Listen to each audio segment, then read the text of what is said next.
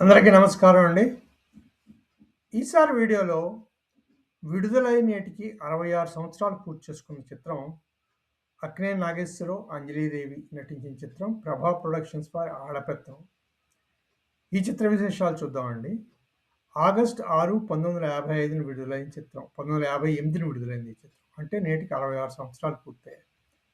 'ఆడపెత్తనం' కథానాయక అంజలీదేవి అనుకున్నాం కదా! నిర్మాణ సంస్థ 'ప్రభా ప్రొడక్షన్స్'.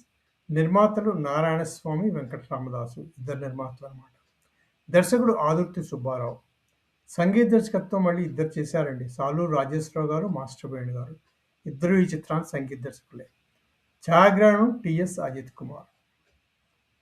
తర్వాత ఈ చిత్రంలోని పాత్రలు, పాత్రధారుల గురించి చూసుకుంటే కథానాయకుడు కృష్ణ పాత్ర అక్కినేని నాగేశ్వరరావు గారు. కథానాయిక రాధగా అంజలీదేవి గారు. తర్వాత రంగమ్మ అంటే కృష్ణ సవతి తల్లిగా కన్నాంబగా, స్వరాజ్యం కృష్ణ చెల్లెలుగా సూర్యకళ, గణపతి కృష్ణ తండ్రిగా చదలవాడ, రామయ్య రాధ తండ్రిగా పెరుమాడు, ప్రెసిడెంట్ కొండయ్య ఆ ఊరు ప్రెసిడెంట్ గుమ్మడి, లోకనాథం స్వరాజ్యం భర్తగా రేలంగి, కళావతిగా రాజసులోచన. ఈ పాత్రలు ఈ చిత్రంలో ముఖ్య పాత్రలుగా చెప్పుకోవచ్చు. స్థూలంగా కథ చూసుకుంటే మువ్వల రంగం అంటే కన్నాంబ వేసిన పాత్ర అనమాట. నోటి దురుస్తనం వల్ల మొగుడిని బాగా అలుసు చేసి పెత్తనం చెలాయిస్తూ ఉంటుందన్నమాట. ఆమె సవతి కొడుకే కృష్ణ. అతడు సెలవులకు బస్తీ నుంచి ఇంటికి వస్తాడు. అతడేమో తన మేనమామ కూతురు రాధను పెళ్లి చేసుకోవాలని అనుకుంటాడు. కానీ తన కొడుకుకు రాధను చేసుకోవాలంటే 10,000 కట్నం ఇవ్వాలని అంటుంది రంగమ్మ. ఆ డబ్బుతో తన కూతురి పెళ్లికి కట్నం ఇవ్వచ్చని ఆమె అభిప్రాయం.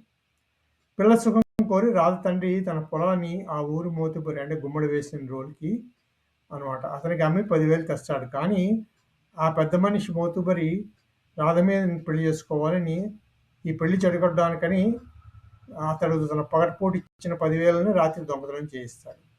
దాంతో పెళ్లి చెడిపోతుంది అనమాట. రంగమ్మ పెళ్లి చేయడానికి ఒప్పుకోదు.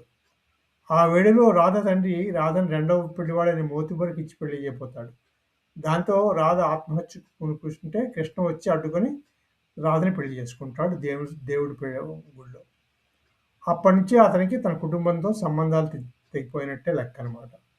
అతను భార్యను తీసుకొని పట్టణం వెళ్ళిపోతాడు. రంగమ్మ ఇంట్లో లోకం అనే ఒక నాటకాలనాయుడు అద్దెకు దిగుతాడు. క్రమంగా ఆ ఇంటికి అల్లుడై మామగారి మరణంతో పుంజుకొని అత్తగారిని వంచి ఆస్తిని కాజేసి బస్తీ పారిపోవడానికి ప్రయత్నిస్తాడనమాట. కానీ ఆ వేళకు రాధాకృష్ణ ఊరి వాళ్ళు ఆ ప్రమాదాన్ని నివారిస్తారు. చివరకు మువ్వల రంగంలో పరివర్తన రావడంతో కథ ముగుస్తుంది అన్నమాట.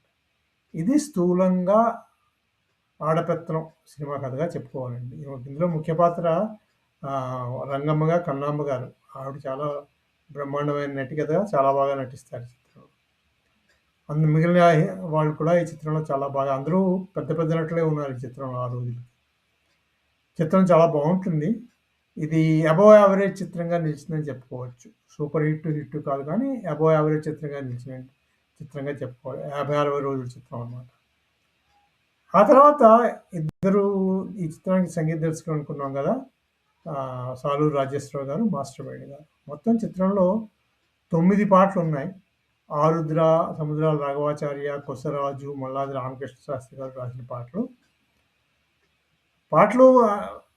బాగానే ఉంటాయి. మరీ పెద్దగా చెప్పుకోవడానికి లేదు. అందులో ఒక పాట పదరా పదరా చల్లబేట పల్లెటూరికి అని ఒక పాట ఉంది. అది చూస్తే పల్లెకి పోదాం పాలను చూద్దాం చెలో చెలో పాట స్ఫూర్తిగా తీసుకొని చేసిన పాట అనిపిస్తుంది ఈ పాట. అవి ఈ చిత్రంలోని పాటలండి. తర్వాత ఈ చిత్రం చెప్పుకున్నాం కూడా యావరేజ్ చిత్రంగా నిలిచిందని చెప్పేసి. ఈ చిత్రం గురించి మీకు తెలిసిన విశేషాలు ఏమైనా ఉంటే కూడా ఈ కామెంట్స్ బాక్స్లో పంచుకోగలరు. ఈ వీడియో మీకు నచ్చితే సబ్స్క్రైబ్ చేయండి, షేర్ చేయండి, లైక్ చేయండి.